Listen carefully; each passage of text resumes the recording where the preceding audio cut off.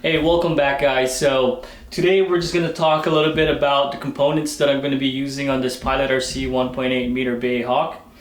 Starting from my left, what we got here is the Swinwind 80. I know originally during the unboxing I mentioned that I was going to be using the JetCat P100RX in the Bae Hawk.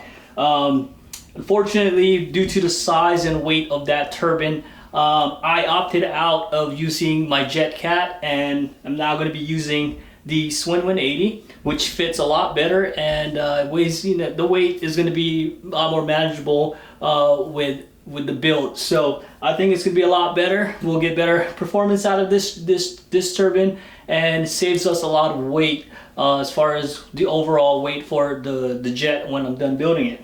So we've got the Swinwind 80 all set up on the bench stand. I've already tested the turbine this morning at the field. I'll include the clip of that turbine test that I did this morning. And then a little off to your right, we've got the Pilot RC retract control board. I will be using dual receiver batteries for this setup. These are AirPower's lithium-ion receiver packs. I've used these receiver packs on all of my turbine jets, and what I really like about these batteries is that not only they're compact batteries, they also are a lot lighter than the lithium polymer batteries. I'm also using the balance board that is included, and what it's going to do is it's going to help me pretty much with charging the batteries while it's still in the jet. I don't have to keep pulling the batteries out. I can just plug in the battery leads and charge my receiver packs and not have to worry about making sure that they're balanced, because this little nifty little PCB board here or balance board is going to balance both cells for me. So 2 receiver packs is going to go in the jet. We're going to use the Powerbox Pioneer also to manage all of our servos. Along with that, running dual PBR 26D receivers for redundancy. And then DI gyrosat for the gyro for this jet that we're going to be using. Off to further to the right, this is the included UAT from the factory. If you notice that this is a 250 milliliter UAT, which I personally think that it's a bit overkill for this jet. So I'm actually going to be upgrading and using one of these Inarco i40 UATs. So if you look at the size comparison, looks a lot smaller, and it'll save me a lot of space on the control board or the deck. So what I ended up doing was taking the factory original deck, which has all these cutouts, and it just kind of makes it a little difficult to position where I want all the components. So what I did was I just replicated that deck, and now I've got a clean slate and put everything back together how it was on this board. But basically I've got a clean slate here that I'm going to be using to position all of my components. And then once all this is installed into the jet, we're going to be using the Powerbox core to control the jet and fly with it and get it all programmed on this thing. I personally love this transmitter. I've had it for a little bit now and have been exploring more of the features and functions in it, and I'm actually liking it more and more that I go out to the field and fly my turbine jets with it. So that's what I'm going to be using to fly this Bae Hawk with. So I'll see you guys in a little bit, and I'll give you guys a quick tour of the internals of the BAE Hawk. Alright guys, so wanted to give you guys a closer look at the 1.8 m Bae Hawk. So I'm going to go ahead and open up the hatches and then show you guys the internals. I know I didn't have a lot of photos of the internals and stuff like that, but what I wanted to do was give you guys an actual video of how it looks like inside the jet. So when it came from the factory, all the wires were pre-done, but they weren't sleeved. So, and they weren't really, heat insulated in the back either. So what I did was I actually made this 4-to-1 connector out of an NPX connector here, 8 pins with a PCB board soldered into it. And then all of my control surfaces to all the servos are soldered to that PCB board. So now you got one lead, or one plug to plug in when you get to the field to make it a lot easier for setup. I'm just gonna set this aside real quick. Inside the jet, you got that Kevlar tank, or actually a fiberglass tank. I may have to do some modifications to this tank just so that I can service it a little bit better, because right now it is just velcroed on the bottom to the fuselage, and then you've got this wood little brace that's going across, and it's glued onto the side of the fuselage.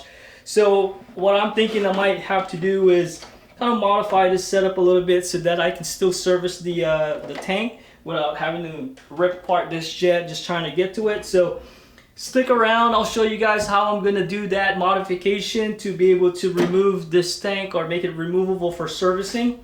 And I'll show you guys how I do that. If you can see down the tube, right in here, in the exhaust, there we go. All right, so inside the back end of the turbine, I actually had insulated back here also with some of the BVM heat shield, and then some of the aluminum heat shield tape that I could put in to where the servos are to the elevator and the rudder. So your rudder servo is located on the right side of the jet, right here. So this is where your servo is located for the rudder, and then the elevator is on the left side of the jet. I've already taken the screw out so you guys can see. So you've got a single elevator servo back here. So this servo is actually rated for 359 ounces of torque at 7 volts, and it's a little higher on 8.4 volts, closer to 400 ounces of torque. So that is the setup right now with the elevator. So it is a full flying stab. You get 4 of these M4 machine screws that hold the elevator on each side. So you got 2 on this side and then 2 on the other side for the other elevator stab. So that's pretty much it for the tour of the 1.8 m Bae Hawk. So I'm gonna go ahead and get started with the build, and now I'll take you guys along with me to show you guys what I'm gonna be installing in this jet, and that way you guys can actually see what you guys are getting. Alright guys, so we're out here at the field today. It's the weekend, so I pretty much just brought out my planes to go fly, and then brought the turbine to be tested out here at the field at the same time. So I've got this Swinwin80 set up on this startup table. Got it all screwed down, ready to go, everything's fueled up. So let's fire up this turbine for the first time and see how it does.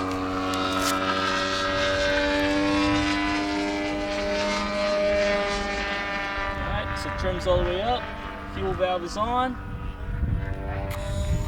Let's start this turbine.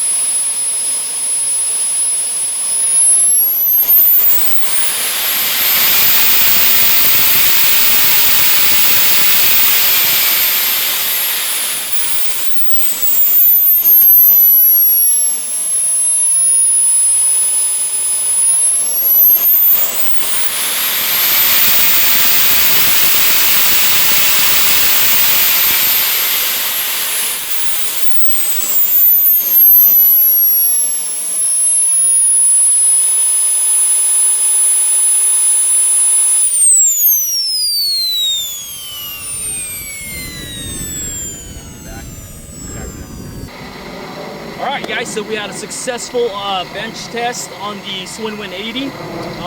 Right now from idle to full thrust, it's reading at about 3 seconds from minimum to max thrust, so I might have to dial down a little bit to get it to about 4 seconds of thrust output time, just so that I don't put too much stress on this turbine. So everything checked out great. We're gonna go home and install this turbine on the Bae Hawk, and I'll see you guys at the workbench. Alright guys, so here's the wing of the Bae Hawk. So the right wing I've already had gotten started with the connections that I made. So here's that single MPX connector, 8 pins that I made. So it looks a lot cleaner having just the flush mounted MPX 8 pin connector there, and when you set up at the field, just one single connection. So here is the left wing that I haven't gotten started yet. So right now I still got the 4 servo leads, and it kind of looks like a mess right there with the wires. So I'm gonna neatly organize this a little bit and make it look a lot more presentable. So I'm gonna go ahead and get started on that, and see you guys in a little bit. Alright guys, so here's the left wing right now. I've gone ahead and installed the 4-to-1 connector and cleaned up the wirings and zip tied them so they're out of the way and not going to get caught when the gears are retracted or extended. The brake wire I routed pretty much behind the strut, in between the gear door cover, and I tucked it in between the retract. What I also did with that wire is that I shoved it in behind there so that when the gears are retracted, they basically hide and tuck in behind there, and they're not dangling out of the way or anything like that. I did take my Dremel tool and sand it down here where the wood former is to the retract plate, so that I have enough room for the wire to tuck itself back into the wing when the gears are extended. Let's focus there. So I'll show you guys how it looks like when it's extended. And there you go. So you notice how the wire just kind of tucks back inside the wing, so that makes it a much cleaner, thumbs up, cleaner setup. Alright, so we're pretty much done with the wing section, both sides. I did the same exact thing, so now we can move on to the next part, which is building the deck plate with all of our components. Alrighty guys, so here is the deck right now currently. This is just a rough mock-up of what it could look like when I'm done. I may move some stuffs around. So far we got the AG63 from the back forward, the UAT retract board, the Powerbox Pioneer, and the GSU.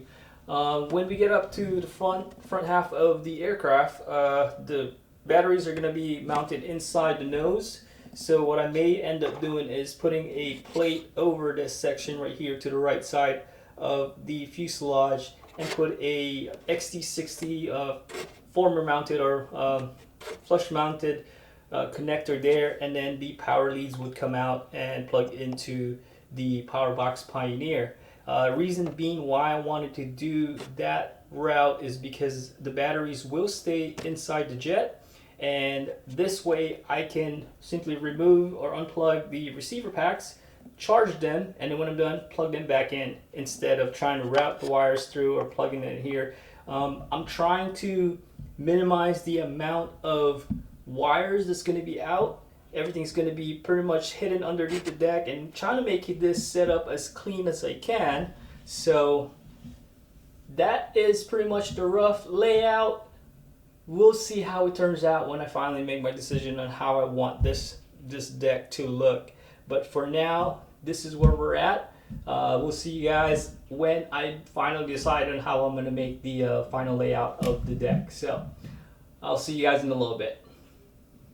Welcome back guys. So we are now finally done with the electronic setup and the programming on the transmitter on the 1.8 m Bae Hawk. So let's go ahead and take a closer look inside the jet, and I can show you guys how the layout looks and where we are at currently in the build, and go from there. So I'm going to go ahead and open up the hatch, take a look at the components inside. So currently the receiver is not permanently mounted yet. They're still kind of, you know, not even fitted. I'm still trying to figure out best location for it. Up from the nose, we've got 2 receiver packs, lithium ion batteries, and then we got our ECU 4500 milliamp 3-cell LiPo in there. And then somewhere around this section of the nose is the 2S lithium ion battery for the retracts. So let's go ahead and power this thing on and show you guys how everything looks. All right. So everything powered up and working correctly. Now, in the engine compartment, the Swin 180 is currently installed. So if you notice, if you look at the mounts there, I did have to raise the turbine up 12 millimeters because prior to that, when I just had it mounted right on the rails, the turbine was sitting way too low and the exhaust cone was almost touching the bell mount. So I needed to raise the turbine to get it perfectly centered in the thrust tube. And then back here, as you can see, the open compartment, the fuel tank sits in here. I did remove the fuel tank just to get it pretty much cleaned out, and then I'm gonna redo the plumbing on the fuel tank the way I like it, and then put it back in here. So with that, I got the fuel tank sitting right here on the table, and this is the reason why I pulled it out. The factory assembly of the fuel system uses one of these rubber, you know, plunger type fuel tank fitting that I'm not really a big fan of, because over time these fittings tend to leak and it causes a lot of problems for you. So what I did, what I'm planning to end up doing is I'm going to use this fuel tank fitting that I got from DreamWorks RC, and it's basically, you're going to take this this flange here and we're going to high solder this in place. But you notice how that hole is a bit bigger than what I actually needed. So what I will do, whoop, I just dropped it, I'll pick it up later, is heat this up and take this this flange out and put the new flange in there, and then we're gonna fit this in here and it's gonna look a lot nicer and cleaner. And then for the vent, we're just basically gonna drill a hole probably in this corner right here and then high solder that in place. And then that'll be it for the fuel system. So that's where we are now. Currently at on the build. Stick around and we'll finish up the fuel plumbing and then get this turbine fired up in the jet, and then I'll see you guys during the test phase. Hey guys, welcome back to the build of the Pilot RC 1.8 Bae Hawk. So we've been working on the factory fuel tank for the jet. So with the factory fitting, it had a 24 millimeter diameter fitting that was originally installed, and we needed to shrink that hole down to be able to use the 17 millimeter diameter fuel tank fitting that I got. So what I ended up doing was to remove that fitting. Essentially what I did was applied some heat to the existing high sol. Method that I ended up using was I used a soldering iron and set up the temperature to about 850 degrees and just put it right up against that aluminum flange, and that evenly distributed the heat so that I could pry out the fitting. So once that was done, I sanded it roughly and laid some fiberglass sheets over it. I actually laid 2 layers of fiberglass over it. Let it cure overnight, and then this morning I went ahead and re-drilled a new hole. So this hole now is 17 millimeters wide, which is perfect for the new tank fitting that we're going to use. So now it looks a lot cleaner and it fits properly. So the next step now is to roughly sand, rough out the inside of this flange so that the high sol has more surface to adhere to. And then we're just gonna go and install it on the fitting and let that cure overnight so that we can finally finish the fuel tank assembly for the Pilot RC 1.8 Bae Hawk. So I'll see you guys in a little bit. Welcome back, guys. So we are now in the final stages of the build for the 1.8 m Bae Hawk. So what I have here is the factory fuel tank. So if you guys can remember during the beginning of the video and the pictures that I posted, essentially at the factory they just put 2 strips of Velcro under the fuel tank, and then there was a wooden brace that goes right along the top of the fuel tank to keep it in place. I just didn't feel like that was enough to secure the tank during flight, and I'm worried about the fuel tank popping off once you start doing acrobatics with this jet. And it seemed like the wood brace that went along the top of the fuel tank was just CA glued in place. I just didn't think that that was going to hold. So what I did was I modified the factory fuel tank. And then you can see here, I just added wood tabs on the back and then also in the front. And then I laid some fiberglass right on top of it, and then used West Systems 105 fiberglass resin. And then essentially what's going to happen is the fuel tank on the back half is going to rest on top of the turbine rail. And then in the front, I made a T-mount basically out of plywood, and then I laid some carbon fiber sheet over it on both sides with some West System 105 carbon fiberglass resin. So we're gonna go ahead and install this tank in the jet, and I'll show you guys how I did the modification and how it looks like before and after from what the factory installed and the modifications that I made to the tank to keep this fuel tank in place during flight, and I should never have to worry about it coming out and shifting the CG in flight. So let's go ahead and put this fuel tank in the jet, and then we can take a look at my modification.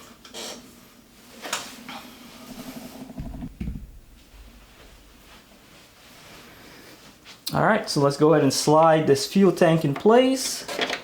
Just going to move some of these fuel lines out of the way and the servo leads. And we're going to slide this fuel tank and finalize the setup. Essentially, the tabs that I high sawed and fiberglass in place is going to slide right underneath that wood tabs that I made, and then the back is going to slide and lock in place just so. Then we're going to take our bolts, lean over a little bit from the camera. We're just going to drop these bolts in place. Now there is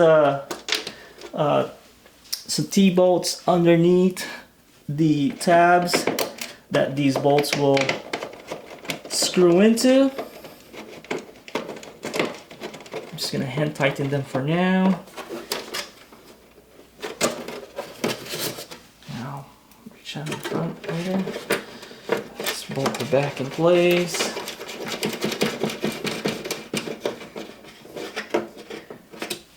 That should lock this fuel tank in place, and it shouldn't move around in flight.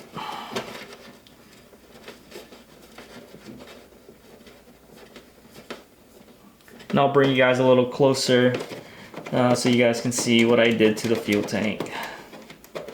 Alright, let me bring you guys a little closer. Alright guys, so here we got the fuel tank finally mounted and the fuel plumbing completed. Those are the wooden tabs that I was telling you guys about that I made that is carbon fiber sheeted, and it's now bolted in place. And then on the back of the tank, as it sits on the fuel tank or the turbine rail, it's also bolted down. So I feel that this setup is a lot more secure, and I feel a lot more confident with this than how it originally was designed at the factory. So I'm pretty much ready for a first turbine start. So I will see you guys at the field for the first turbine start of this jet and some taxi clips.